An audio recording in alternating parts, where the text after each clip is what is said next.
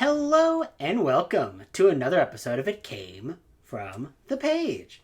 And today we're doing the mid-year freakout tag. Wow. Totally tubular. So set up for the mid-year bookout, freakout, blah, blah, blah, blah.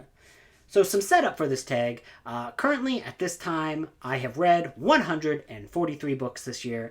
Numbers do not matter, but that's just the numbers that I have read. So there you go, just information, that's all it is. Has this year been good so far? No, it's not. It's not been a good year. It's been a decidedly bad year. So that's why my numbers be way up more than normal, because I've been reading to escape reality, because reality is lame this year. But we're not here to celebrate the lameness, we're here to celebrate the booktube freakoutness of this tag. I did this last year. I didn't rewatch the video last year. I don't know what my opinions were last year. They were probably bad. This year, probably even worse. Let's get into them. Best book you've read so far in 2023. So I have a backlist title, and then I do have a new book. So my backlist is Drawing Blood by Poppy Z. Bright. Absolutely adored this book. It moved me. It made me cry. It made me feel all of the emotions.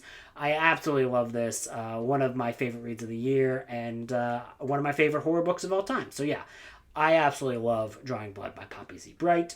But the new book, the one that was actually published in 2023, is How to Sell a Haunted House. Because I love Grady Hendrix. Can you see the kitten? Can they see you? If they can't see you, I'll have to remove this. But if they can see you, they can see you. I love Grady Hendrix as a writer. I've loved all of his books. I don't think there's any books that he's published that I actually dislike. So I am quite a big fan of Grady Hendrix. And this book in particular just hit me like a brick. Like, it was just like, oh man, this is such a good book. It hits you in all the emotions. And like, you know, there's all kinds of amazing... There's a villain that's just like so good. The villain in this book is so good, and you're like, he's so good. I love it. It's like a little creepy puppet boy. And I normally don't really like haunted house stories. I don't really care for haunted doll stuff either. And not Grady Hendrix yet again just hits it out of the park, regardless of the genre and my opinions on it. Also, I kind of feel like I kind of lived part of this book because I had to go back home for a funeral last month, and I had not been back home for a while, and I was cleaning people's houses out and stuff like that. And also, just the idea of being back in the place where you grew up in and being completely miserable while you're there. So it was like, hey, that's how they were feeling in the book. Wow. Wow. Wow. Number 2, the best sequel you've read so far in 2023. For me, this has got to be The Siege of Terror number 4, Saturnine, by Dan Abnett. This is a Warhammer book. If you're paying attention, I've been reading a lot of Warhammer 40k books. This is the book that made me go back and read everything that was before it. So the Horus Heresy is, there's like over 50 books in this thing, and then it ends in this big multi-book series called The Siege of Terra, which has like everything from all those books gets like wrapped up.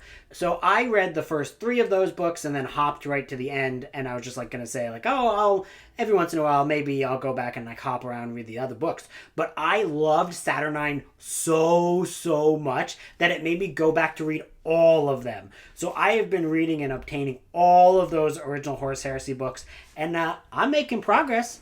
Loomis knows. He's been calling me names, but like fun names. But yeah, I've been obsessed. Oh, you're not doing that thing where you jump up and I have to slow motion you again, are you? Can you not? What are you doing? Whatever.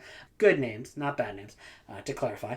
But yeah, I've been, every time I read like one of these Horus Heresy novels and I like a character, I start calling Loomis the character as a nickname. Whatevs, it's fun. But yeah, I love that book so much, and there's like the audiobook was so good. All these characters had these amazing voices, and it was such an amazing book that I went back to read the other 50 or so books that I had not read, and I'm like, oh, this is gonna be my entire year. And so far it has been a big chunk of my year. But I'm loving it, and not all of them are written by Dan Abnett. You're gonna do the thing.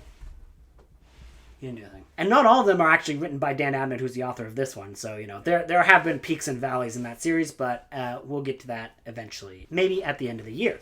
Number 3, a new release that you haven't read yet, but you want to. For me, the number one new release that I haven't got to yet is definitely Mayfly. This is one that I've heard everyone who I love on BookTube talk about. And every time they talk about books that they've been loving recently, they all have been talking about Mayfly. Like, all of my favorite booktubers love Mayfly. So I'm like, well, I gotta get to it. And I do actually have the hold on Libby, so I will be getting to it soon. But yeah, that is the one that I'm like, I really need to read it because it sounds so good. Number 4, your most anticipated release for the second half of 2023. Now, it wouldn't be me if it wasn't a trashy-ish book. This is Godzilla and Godzilla Raids Again, the original movie novelizations that were written in conjunction with the film. Now, these were originally published in Japanese during the 1950s when those original Godzilla films were coming out. Finally, they have been translated and they're coming out in a new paperback book for me to have on my shelf and actually read those original novelizations that were contemporary to the time, and I'm so excited. We don't get too many Godzilla books anymore. Comics, there's still quite a bit of Godzilla comics, but actually in your hands books is kind of rare, so I'm really excited for this. And also, I love my novelizations. Godzilla is one of my favorite movies of all time. Of course I want to read the novelization for that, so I'm super excited. Number 5, the biggest disappointment. Now, Kelsey from Slime and Slashers, I know you're watching, I'm just going to put a timestamp, and you can go to this timestamp to skip this. So, right around here, there's going to be a timestamp for Kelsey. Everyone else, you guys continue watching. Okay, a few seconds. Blah, blah, blah. Swan Song, I hate Swan Song. It was a terrible book. Blah, blah, blah. It felt like it was trying to make me go back to church, and I'm like, I'm sorry, it's not happening, Robbie McCammon. And I love other Robert McCammon books, but I hated Swan Song. It was awful. It was like a billion pages of just bleh, and I hate it more and more as time goes on. Welcome back, Kelsey. I didn't talk about anything that you loved there, so don't worry about it. There's just, surprise, sure. Number 6, the biggest surprise. Ooh, look, I am vroom, vroom, vroom. Get in. And for me, it's the fact that, I've been reading and very much enjoying some smut books that are, really fun and enjoyable. Both of these were written by women, which I think makes a big difference in terms of reading smutty books, because, that's one thing men aren't good at, and it's that. They can't do it. They can't do it. They're very, very bad at it. And I've really been loving this newfound passion of mine to read these smutty books and be like, oh, that was actually really good. So for the start, for August 1.5, the Wasted Weekend, I listened to the first of the Thruple books, which is the Mountain Darkness series by Vanessa Vale, and these were all super short, and they had this plot of someone got murdered, we don't know who, and as the stories go on, you get little tidbits about who could be the murderer, blah blah blah, all these little setups, and I suddenly became really invested in this plot line, but I also became invested in all these relationships, and it was so much fun, and it was also extremely funny. There's so many great moments in it, so I absolutely loved that. And then also recently, literally yesterday, I finished Ice Planet Barbarians, the first book, and I was like, wow, I really like that. That was really fun. And then I also read Love, Laugh, Lich, which I also really, really liked. So there's this new thing of monster smut that has there's a little bit more interesting things to it. It's some very thirsty ladies got a hold on the Dungeons and Dragons monster manual, and then wanted to know what every one of their characters' dicks look like. It's great. The monsters are cool. They got good descriptions. The ladies are nice. It's a big old relationships. I keep going wow, this is such a sweet and romantic relationship. They're also all very, very funny. Anyways, no one wants to hear me talk about this, but I love smut, and there's a lot of layers to it, and I didn't think I did before this year. Number 7, my new favorite author. This would be Poppy Z. Bright, aka Billy Martin. If you don't know, Poppy Z. Bright is a trans man, and Poppy Z. Bright is still what Billy Martin goes for in terms of publishing, so that's not actually dead naming him. That's just the name that he still writes under occasionally. So I have loved Drawing Blood, my first Poppy Z. Bright book, and I cannot wait to get to more. Number 8, your newest Fictional Crush. There's a lot of these. I'm one of those people who definitely gets fictional crushes often. This is probably my problematic crush. Lotara Saren from the novel Betrayer by Aaron Dembski Bowden. And this is this like badass lady who's like running the ship. So in the World Eaters are these guys who are basically like an entire legion of like an army of men who have these big crazy power suits, and they're basically all crazy Jason Voorheeses who just like slaughter everything and are like craziness. Lotara, she keeps them in line. She's in charge of the ship. She's mastering the ship. She's like piloting the ship. And like she's like telling off these guys who are like super powerful Jason Voorhees types. And she's all like, whatever, bitch, this is my ship. And I'm like, wow, she's so cool. And in one scene, a guy abandons his post so he can go down and like commit Jason Voorhees-y shit. But he's supposed to be on the ship protecting the spaceship, and he comes back and she's like, bam! She like shoots him in the head, and you're like, whoa! And like everyone is like, whoa, did that lady just shoot that dude in the head? And he's like, you abandoned your post, bitch! We almost died because of you, asshole. And it's like so good. And then the guy lives, but he goes like, next time he gets the chance to leave, he's like, no, I have to stay. And it's like, yeah, she got him. She cowed that man into submission. And she's like this super strong, confident lady who's very powerful and mean, but she can also be nice if you're nice to her. And we don't need to talk anymore into my preferences, but regardless, that is my number one crush so far. A lady who shoots a man in the head and helps a bunch of Jason Voorhees commit war crimes. It's a problematic fave, okay? It's a problematic fave, but I love her. Number 9, my newest favorite character. This is almost the entire cast from Legends and Lattes. I love them all, from Tandry, from Hob the Hobgoblin, to Thimble, who is this rat baker. If you don't know what Legends and Lattes is, Legends and Lattes is basically this orc adventurer. She retires and she wants to set up her own coffee shop. And these are all the characters who kind of help her build the coffee shop. So Hob helps her like redo the entire store and put together the great look of the place. Tandry is like the artist, and she kind of comes in and helps with like the serving and everything like that. And then Thimble is this amazing baker who's also a rat dude. And I loved Legends and Lattes. It's one of the best books I've read all year. And it was so relaxing. It was so enjoyable and pleasant. And I was just like, oh, it's so good. And that's because of all the characters. So some of the best character work that I have read in a while. And I loved all of those characters. At number 10, a book that made you cry.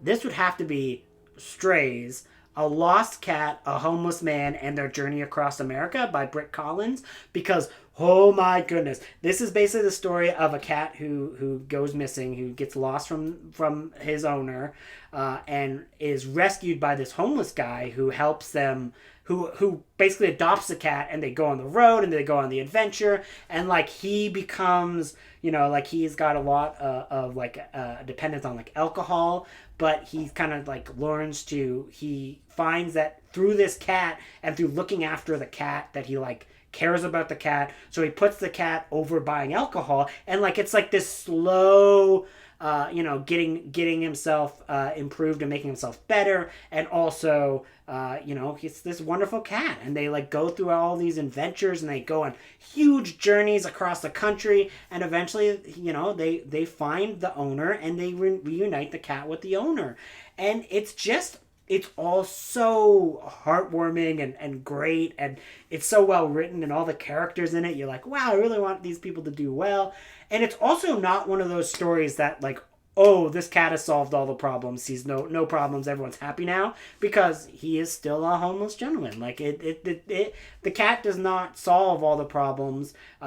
He's not suddenly gonna be famous, and it's not like any story about that. It's just a story about a connection with an animal that helps you become better, and then you love a creature and you give it back to where it originally belonged. And oh man, I cried so many tears from that book. It was amazing. Number 11, book that made you happy. For this one, I'm going to go with Notes from Small Planet, your pocket traveler's guide to the worlds of science fiction and fantasy by Nate Crowley. So this is a travel log that is written in the style of like this like British this how-to-do uppy-duppy British man who goes to do all this travel tourism for fictional universes. So Nate Crowley is kind of doing commentary on like a bunch of well-known fantasy, sci-fi, and other types of tropes that are very popular in genre fiction, and he's like made a planet where it's like, this is your destination guide, and like it's always super funny, super like on point with the commentary Crowley's making, and I absolutely love this book. I laughed so hard, and it also is just like a very fun story because it's very much about like making fun of British colonialism, also talking about all of the like inconsistencies and like horrible things that happen in sci-fi universes and fantasy universes that we just kind of like write off. Like there's a big thing about like he's basically reading propaganda by like this fantasy world, and he and it's like it's very clearly like, oh, the orcs are the heroes in this fantasy world and they've been like abused by the ruling class, but like it's very clear that this guy has just like been paid by this king to like make it seem like they're awful, and there's like all these like little notes in the margins that is like from his editor being like, you are full of shit, this is not how this goes. It's very funny, it's so smart, and I absolutely loved it. Number 12, favorite book to movie adaptation so far this year. Haven't been watching too many of those. The only one that I watched that I was like, oh yeah, I love that movie, was a rewatch of The Beast from 20,000 Fathoms. That book rocks. It's based on a short story by Ray Bradbury.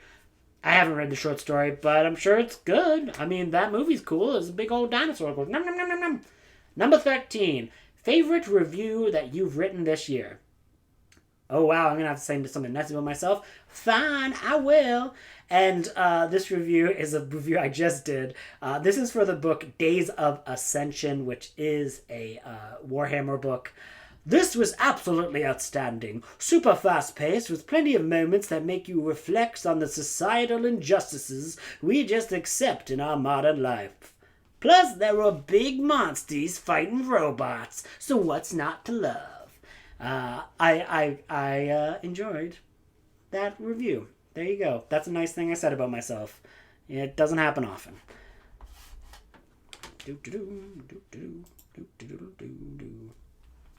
Number 14, the most beautiful book you've bought this year. So this is not a book that I bought myself, but a book that I was bought by my dear friend, Kelsey from Slime and Slashers, my bestie, the most wonderful person in all the world.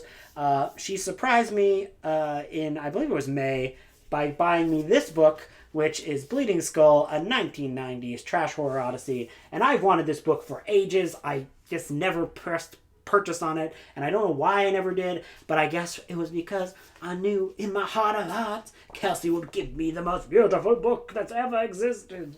Oh, I love these books so much. I love Bleeding Skull. These are all about like shot on video trashy movies, which are the best type of movies.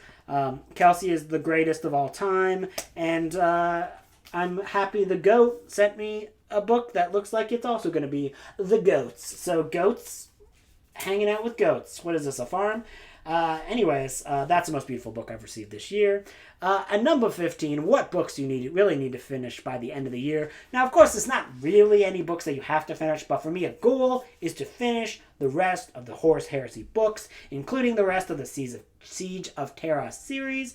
And because the very final book in all of the Horus Heresy comes out in November, which is again by Dan Abnett, and that's The End and the Death Volume 2. Volume 1 got released earlier this year. So the entire thing is going to end in November. So I want to get all of those books read. I still have about 20 or so books to read from the Horus Heresy. But once I finish all of those books, I will be primed to do a video in December, kind of going through the entire Horus Heresy, all of the books, all of the Seas of Terra, and ranking them and chatting about them and doing a huge video project. So that's my main goal. Will I get to it? Who knows?